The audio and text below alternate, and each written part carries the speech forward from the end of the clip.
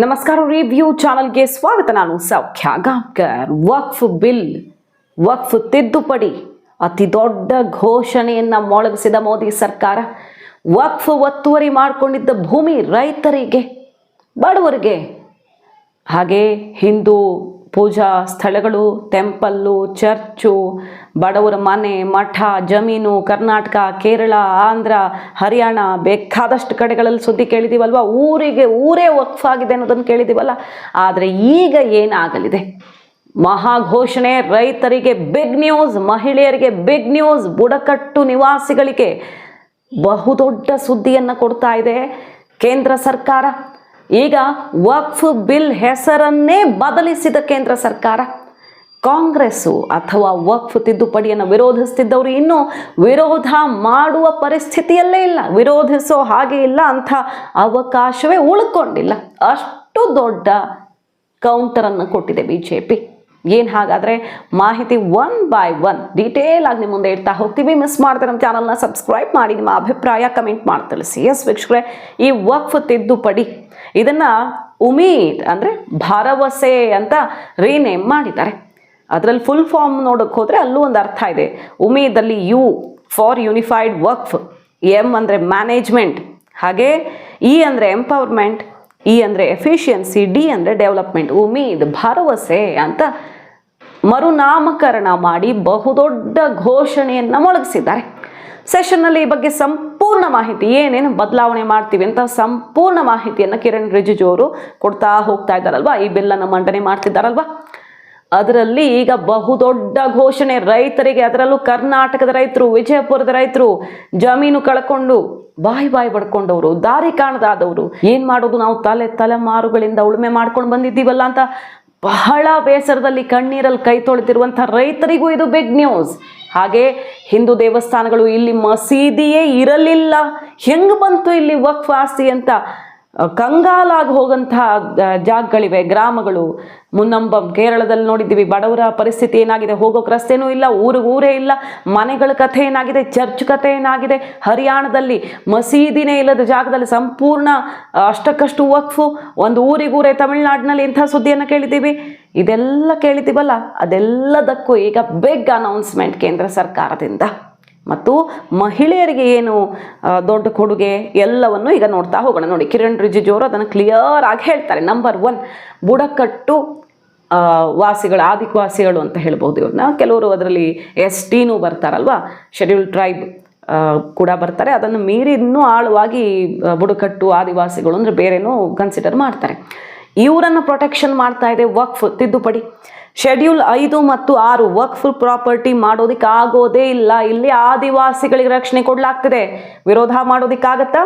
ಆದಿವಾಸಿಗಳ ಭೂಮಿಯನ್ನ ಎಲ್ಲೋ ಹೋಗಿ ಬುಡಕಟ್ಟು ಸಮುದಾಯದವರ ಭೂಮಿಯನ್ನ ವಕ್ಫ್ ಮಾಡ್ಕೊಳ್ತೀನಿ ಅಂತ ಹೇಳೋದನ್ನು ಒಪ್ಕೊಳ್ಳೋಕೆ ಸಾಧ್ಯ ಇದೆಯಾ? ಅದನ್ನು ನಾವು ಸರಿ ಮಾಡ್ತಿದ್ದೀವಿ. ಅತಿ ದೊಡ್ಡ ಬದಲಾವಣೆ ಇದು ಅಂತ ಕಿರಣ್ ರಿಜಿಜು ಘೋಷಣೆ ಮಾಡಿದ್ದಾರೆ. ಸೊ ಆದಿವಾಸಿಗಳಿಗೆ, ಬುಡಕಟ್ಟು ನಿವಾಸಿಗಳಿಗೆ ಬಿಗ್ ರಿಲೀಫ್ ಕೊಡ್ತಾ ಇದೆ ಈ ತಿದ್ದುಪಡಿ. ಇದನ್ನು ವಿರೋಧಿಸೋಕೆ ಸಾಧ್ಯನಾ?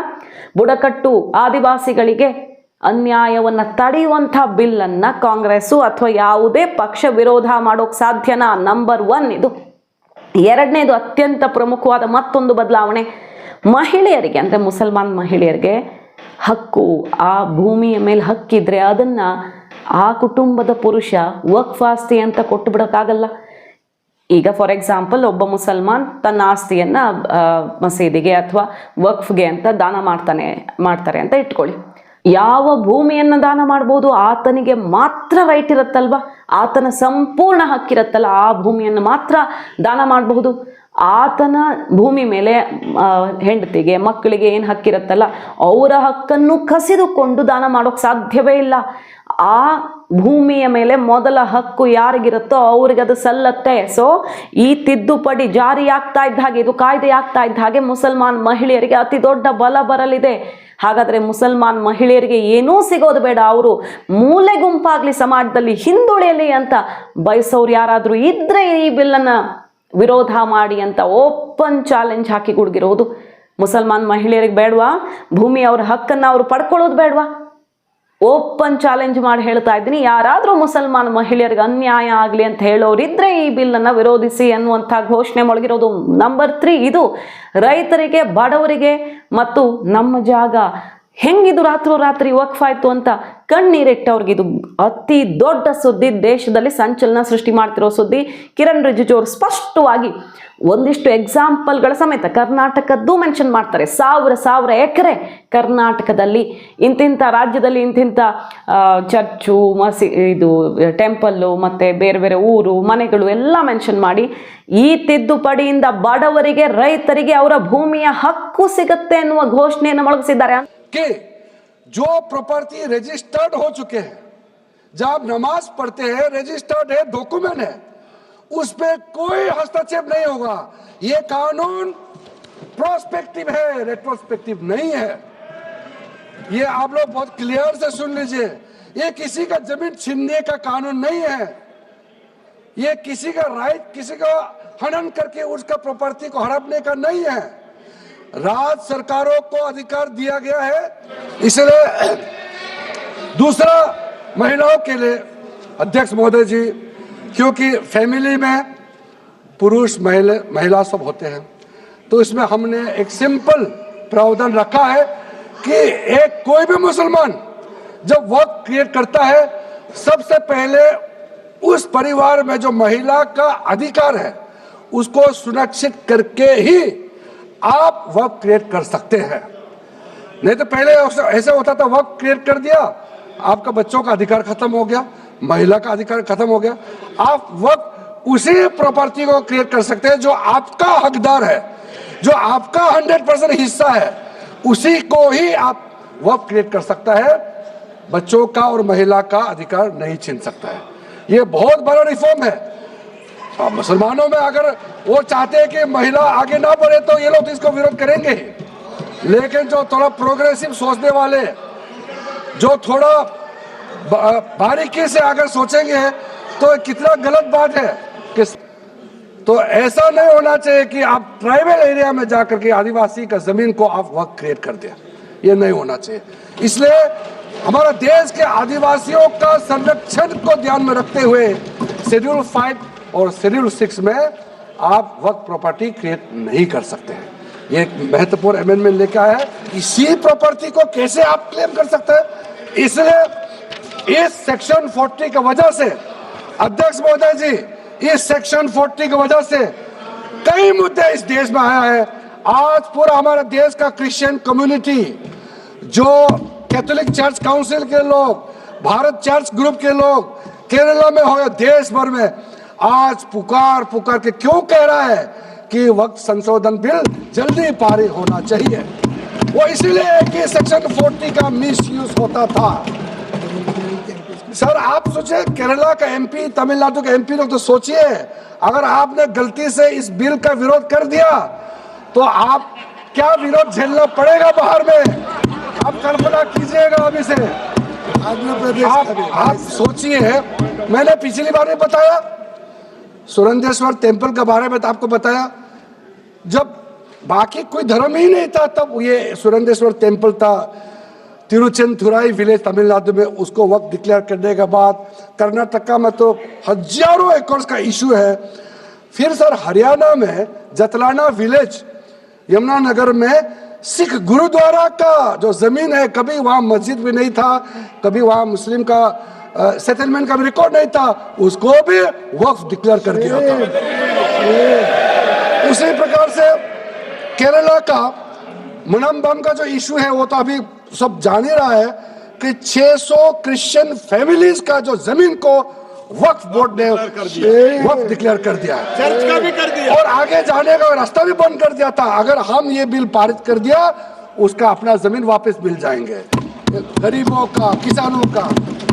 ऐसा चीजों में ಅಂದ್ರೆ ವಕ್ಫ್ ಸರಿಯಾದ ದಾಖಲೆ ಇದ್ರೆ ಏನು ಪ್ರಾಬ್ಲಮ್ ಆಗಲ್ಲ. ಅದನ್ನು ಕೂಡ ಸರ್ಕಾರ ಹೇಳ್ತಿರೋದು. ಪಕ್ಕ ಡಾಕ್ಯುಮೆಂಟ್ಸ್ ಇದೆಯಪ್ಪ ನಿಮ್ಮದು, ನಿಮಗೇನು ಸಮಸ್ಯೆ ಇಲ್ಲ. ಬಟ್ ಕಾಂಟ್ರವರ್ಸಿ ಇದ್ರೆ, ಅಲ್ಲಿ ಡಿಸ್ಪ್ಯೂಟ್ ಇದ್ರೆ, ಅದು ಸರ್ಕಾರಿ ಲ್ಯಾಂಡ್ ಆಗಿದ್ರೆ, ಸರ್ಕಾರ ದಾನವಾಗಿ ನಿಮಗೆ ಕೊಟ್ಟಿದ್ದು ಆದರೆ ಅದು ಬೇರೆ. ಸರ್ಕಾರಿ ಲ್ಯಾಂಡನ್ನು ವಕ್ಫ್ ಅಂತ ನೀವು ಘೋಷಣೆ ಮಾಡಿಕೊಂಡಿದ್ರೆ, 40 ಅಂದರೆ ವಕ್ಫ್ಗೆ ಸಿಕ್ಕಾಪಟ್ಟೆ ದೊಡ್ಡ ಬಲವನ್ನು ಕೊಟ್ಟಂಥ ಸೆಕ್ಷನ್ 40 ಯಾವುದೇ ಭೂಮಿಯನ್ನು ವಕ್ಫ್ ಅಂತ ಡಿಕ್ಲೇರ್ ಮಾಡ್ಕೊಳ್ಬಹುದು ಅನ್ನುವಂಥದ್ದು ಇದೆಯಲ್ಲ, ಆ ಪಾಯಿಂಟು ಕಿರಣ್ ರಿಜಿಜು ಅವ್ರು ಹೇಳ್ತಾ ಇರೋದು. ಕಾಂಗ್ರೆಸ್ ಅಥವಾ ಬೇರೆ ಬೇರೆ ಪಕ್ಷಗಳು ಸೆಕ್ಷನ್ 40 ಹಂಗೆ ಹೇಳಲ್ಲ, ಅದು ಬೇರೆ ಥರ ಯಾವುದು ಬೇಕಾದ್ರೂ ಹೆಂಗೆ ಡಿಕ್ಲೇರ್ ಮಾಡ್ಕೊಳ್ಳೋಕ್ಕಾಗುತ್ತೆ ಅಂತ ವಾದ ಮಾಡ್ಕೊಂಡು ಬಂದರು. ಆದರೆ ಹಂಗೆ ಹೇಳುತ್ತೆ ಸೆಕ್ಷನ್ 40, ವಕ್ಫ್ ಒಂದು ಸಲ ಡಿಕ್ಲೇರ್ ಮಾಡಿಕೊಂಡ್ರೆ ಯಾವುದೇ ಭೂಮಿ ಅವರದ್ದೇ, ಹಾಗೆ ಹೇಳಿದೆ. ಇದು ಹಾಗೆ ಇರಬೇಕಾ? ಹಾಗಾದರೆ ಯಾವುದೇ ಭೂಮಿಯನ್ನು ಯಾರಾದರೂ ತಗೊಳ್ಳೋಕೆ ಸಾಧ್ಯವಾ ಅನ್ನೋದನ್ನು ಪ್ರಶ್ನೆ ಮಾಡಿ, ಏನೂ ಡೌಟ್ ಇಲ್ಲ ಇದರಲ್ಲಿ, ಹಾಗೆ ಹೇಳಿದೆ.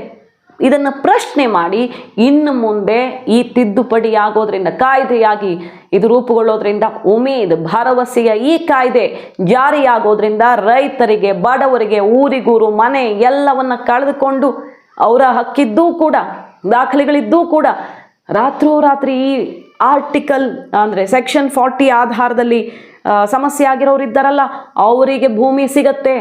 ಅದನ್ನು ಕಿರಣ್ ರಿಜಿಜು ಅವರೇ ಹೇಳ್ತಾರೆ, ಬಡವರಿಗೆ ರೈತರಿಗೆ ಭೂಮಿ ಕೊಡೋದು ಬೇಕೋ ಬೇಡವಾ? ಬಡವರ ರೈತರ ವಿರೋಧಿಗಳು ಯಾರಾದರೂ ಇದ್ರೆ, ಅವರು ಬೀದಿ ಪಾಲಾಗಲಿ ಅಂತ ಯಾರಾದರೂ ಬಯಸ್ತಾ ಇದ್ರೆ ಅಂಥವ್ರು ವಿರೋಧಿಸಿ ಆ್ಯಕ್ಟನ್ನು ಅಂತ ಸವಾಲು ಹಾಕಿದ್ದಾರೆ. ಸೊ ಲೋಕಸಭೆಯಲ್ಲಿ ಬಹಳ ಬಿಸಿ ಏರಿಸಿದೆ ಈ ಚರ್ಚೆ. ತುಟಿಕ್ ಪಿಟಿಕ್ ಅಂತ ಇದನ್ನು ವಿರೋಧಿಸಬಾರ್ದು. ಹಾಗಾದರೆ ಪರಿಶಿಷ್ಟರಿಗೋ, ಬುಡಕಟ್ಟು ಆದಿವಾಸಿಗಳಿಗೋ, ಮಹಿಳೆಯರಿಗೋ, ಬಡವರಿಗೋ, ರೈತರಿಗೋ ಅನ್ಯಾಯ ಆಗಲಿ, ಇದನ್ನು ಮಾಡಬೇಡಿ ಅಂತ ಯಾರು ತಾನೇ ಹೇಳೋಕೆ ಸಾಧ್ಯ? ಈ ಬಿಲ್ಲನ್ನು ವಿರೋಧಿಸಲೇಬಾರದು. ಅಂತಹ ಇಕ್ಕಟ್ಟಲ್ಲಿ ಸಿಲುಕಿಕೊಳ್ತಾ ಈಗ ಪ್ರತಿಪಕ್ಷ ಕಾಂಗ್ರೆಸ್ ಮತ್ತು ಇನ್ನಿತರ ಪಕ್ಷಗಳು. ಆ ರೀತಿಯ ಘೋಷಣೆಗಳನ್ನು ಮೊಳಗಿಸಲಾಗಿದೆ. 22 ಜನ ಇರ್ತಾರೆ ಈ ಉಮೀದಲ್ಲಿ. ಅದರಲ್ಲಿ ಪ್ರಮುಖರು, ಗಣ್ಯರು, ಮಾಜಿ ಜಡ್ಜ್ಗಳಾಗಿದ್ದವರು ಮತ್ತು ಸ್ಥಳೀಯ ಜನಪ್ರತಿನಿಧಿಗಳಿರ್ತಾರೆ, ನಾನ್ ಮುಸ್ಲಿಮು, ಮಹಿಳೆಯರು. ಪಾರದರ್ಶಕ ಮಾಡೋದಕ್ಕೆ ಏನೇನು ಬೇಕೋ ಎಲ್ಲ ಇರುತ್ತೆ. ಮತ್ತು ಕೇಂದ್ರದಿಂದಲೇ ಆಡಿಟ್ ಆಗುತ್ತೆ, CAG ಆಡಿಟ್ ಆಗುತ್ತೆ, ಲೆಕ್ಕ ಪರಿಶೋಧನೆ ಆಗುತ್ತೆ. ಆ ಮೂಲಕ ಟ್ರಾನ್ಸ್ಪರೆನ್ಸಿ ಬರುತ್ತೆ. ಯಾರಿಗೆ ಈ ಭೂಮಿ ಲಕ್ಷ ಎಕರೆಗಳು, 9 ಲಕ್ಷ ಎಕರೆ, 10 ಲಕ್ಷ ಎಕರೆ, ಯಾರಿಗೆ ಅನುಕೂಲ ಆಗ್ತಾ ಇದೆ? ಮುಸಲ್ಮಾನರಿಗೆ ಅನುಕೂಲ ಆಗ್ತಾ ಇದೆಯಾ? ಕಷ್ಟದಲ್ಲಿರುವಂಥ ಬಡವರಿಗೆ, ಓದಿಸೋಕ್ಕಾಗದೆ, ವಿದ್ಯಾಭ್ಯಾಸ ಕೊಡೋಕ್ಕಾಗದೆ ಕೈ ಹಿಸ್ಕಿಕೊಳ್ತಿರುವಂಥ ಮುಸಲ್ಮಾನರಿಗೆ ಅನುಕೂಲ ಆಗ್ತಾ ಇದೆಯಾ? ಇಷ್ಟೆಲ್ಲ ಕೋಟಿ ಆಸ್ತಿ ಇದೆಯಲ್ಲ. ಆದರೆ ಅನುಕೂಲ ಆಗಬೇಕಂದ್ರೆ ಲೆಕ್ಕ ಪರಿಶೋಧನೆ ಆಗಬೇಕು, ಎಲ್ಲ ಡಿಸ್ಪ್ಯೂಟ್ಗಳು ಕ್ಲಿಯರ್ ಆಗಬೇಕು, ಬಡವರಿಗೆ ಅನುಕೂಲ ಆಗೋ ರೀತಿಯಲ್ಲಿ ಆಗಬೇಕು. ಮತ್ತು ಶಿಯಾ, ಸುನ್ನಿ, ಬೇರೆ ಬೇರೆ ಯಾವ್ಯಾವ ಪಂಗಡಗಳು ಬರ್ತಾರಲ್ಲ, ಅವರೆಲ್ಲರ ರೆಪ್ರೆಸೆಂಟೇಟಿವ್ಸ್ ಕೂಡ ಈ ಉಮೀದಲ್ಲಿ ಇರ್ತಾರೆ.